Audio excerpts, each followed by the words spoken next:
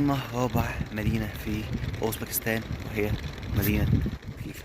إن شاء الله استنوني، هصور لكم إن شاء الله أماكن جديدة في المدينة على قد ما أقدر. بس استنوني إن شاء الله نعمل حاجة جامدة. يلا بينا يا جماعة. أنا حاليا وصلت غيوة، خارج حاليا من محطة القطر. ده أول منظر أنا بشوفه أول ما بطلع من محطة القطر.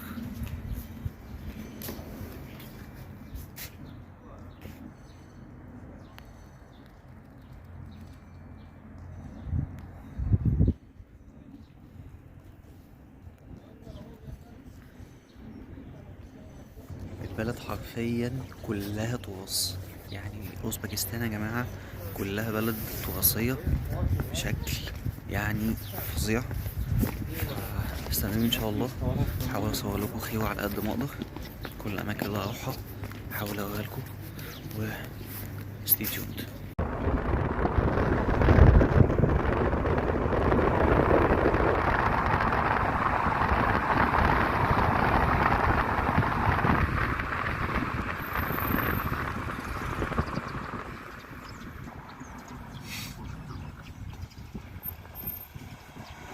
بنلعب بيلعبوا مرتين. شوف في قريب على دهب هيك البحر حلو.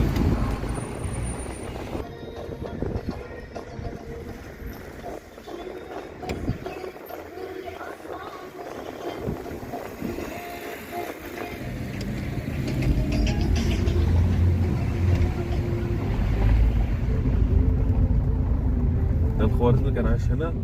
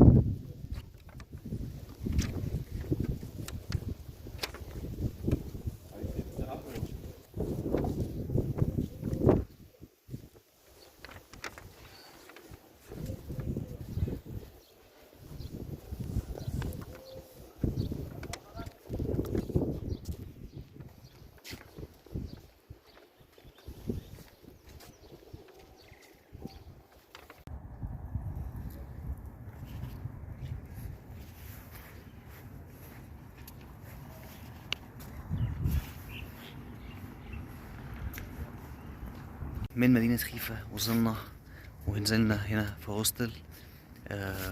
هو في قلب المدينة، مدينة بخارى. هي مدينة صغيرة جدا. بنروح دلوقتي هنشتري تيكت تقريبا تمنه 150 ألف سوم، يعني حوالي 15 دولار.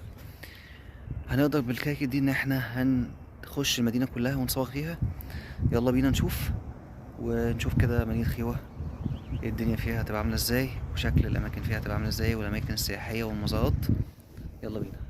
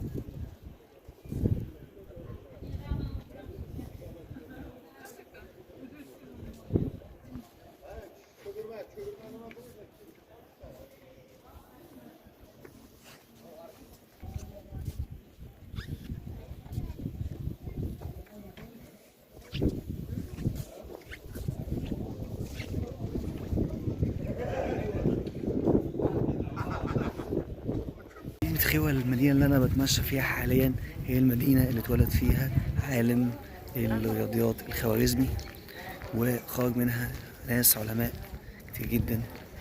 فبجد أنا حاسس إن احنا ماشيين في مكان يعني فظيع، تحفة والله بجد. الأماكن والألوان وكل حاجة شكلها جميل، المباني شكلها مبهج، ومريحة جدا للعين. لازم افرجكم بجد على الأماكن.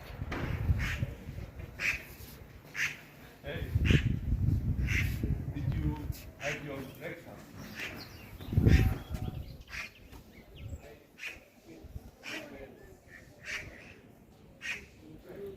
كلها مدينة تراثية ونتحافظ عليها من قبل اليونسكو. هنا يا جماعة مفيش بيوت عادية، هنا مفيش بيوت مبنية من طوب عادي. البيوت كلها حتى البيوت بيوت مبنية على التراث ومتحافظ عليها من قبل اليونسكو. حاجة ولا الأفلام، يعني حاجة أنا بقول يعني ممكن يتصور فيها فيلم تاريخي، هتبقى يعني حاجة فظيعة جدا بجد. المكان تحفة يا جماعة. أوزبكستان بلد فعلا جميلة، كل حاجة فيها جميلة، كل حاجة فيها تاخد حرفيا 10/10. الناس تحفة، الأكل تحفة، الأماكن مريحة جدا، الأسعار تحفة، كل حاجة جميلة والله. يعني انت ممكن بمبلغ بسيط جدا تقضي يومك فيه. حتى الناس هنا بتساعد بدون مقابل، يعني احنا كذا حد هنا ساعدنا شيلنا عنده الشنط، او يعني احنا في مرة كنا محتاجين حتى نخش مثلا حمامات وبتاع وحاجات زي كده عشان خاطر ناخد شاور مثلا او بتاع. الناس فعلا كانت بتساعدنا، مش عايزين منا حاجة. فلا حاجة بجد، بلد فعلا يعني انا شايف انها مظلومة، لان مش ناس كتير جدا يعرفوا عنها. ف يا جماعة لازم تخلوا اوزبكستان ان شاء الله مدينتك الجاية ان شاء الله لو انت بتسافر. ولو بتفكر لسه في ان انت عايز تسافر ومش عارف تسافر فين، اوزبكستان هتبقى اختيار.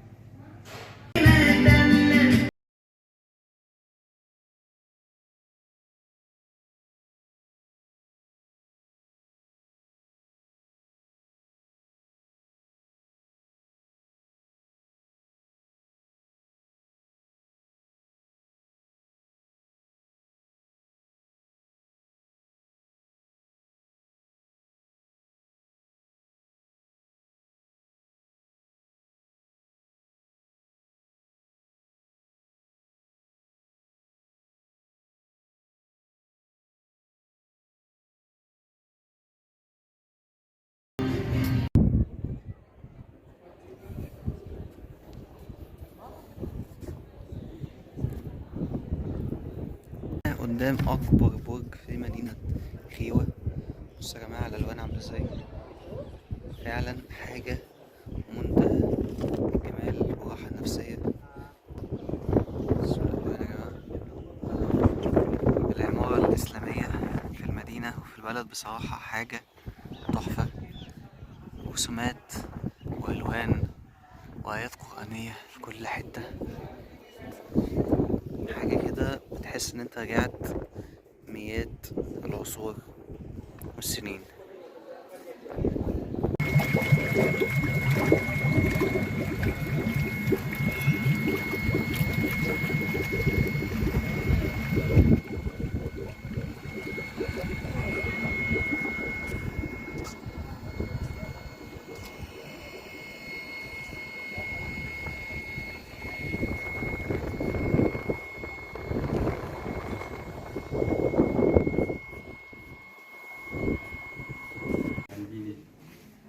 Allevamento dei vacchi in Italia c'era, oggigiorno poco o non c'è più perché è cambiata la storia. الميزة اللي في مدينة خيوة إن المزارات كلها جنب بعض. تقدر إن أنت عشان تخش المزارات كلها بتشتري تيكت تمنها 150,000 سوم، يعني تقريبا حوالي 14 دولار. أو ممكن إن أنت تخش مدينة خيوة وما تدفعش أي حاجة خالص، بس مش هتقدر ساعتها إن أنت تخش المزارات من جوه، بس هتقدر إن أنت تتمشى في المدينة تقريبا ممكن تاخدها كلف عشان تقدر إن أنت تلفها كلها من حوالي 3 ل4 ساعات. ممكن تقدر تلفها على رجلك لو أنت ناوي تشوف المدينة أو تزورها سريعا، لان المدينه مساحتها صغيره والمزارات تقريبا كلها جنب بعض. فهحاول برضو لسه ان انا اكمل اوريكم باقي المزارات واوريكم باقي الاماكن واوريكم شكل المدينه. فيا رب ان شاء الله تعجبكم، لان انا بصراحه مبسوط جدا وحاسس ان الاجواء المكان حاسه جميل جدا. فخلينا نكمل.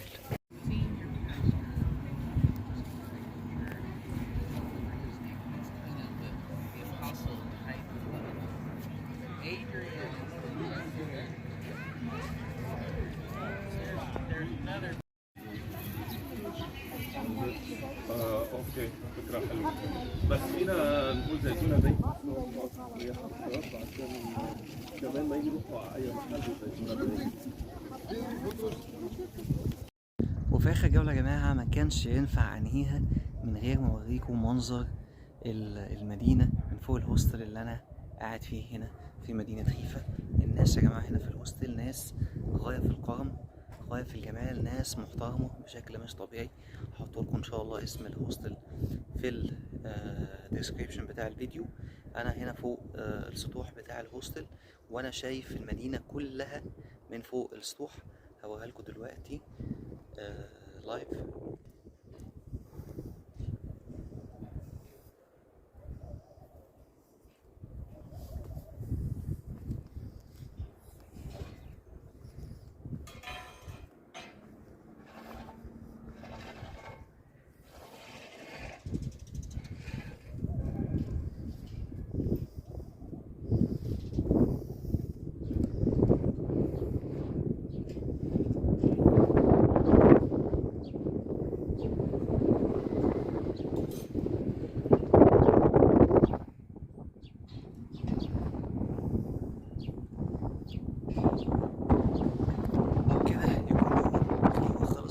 للاسف المدينه يا جماعه جميله جدا، تستاهل اكتر من كده. استنوا ان شاء الله فيديوهات جايه، ولو اول مره تشوفني ما تنساش تعمل لايك وشير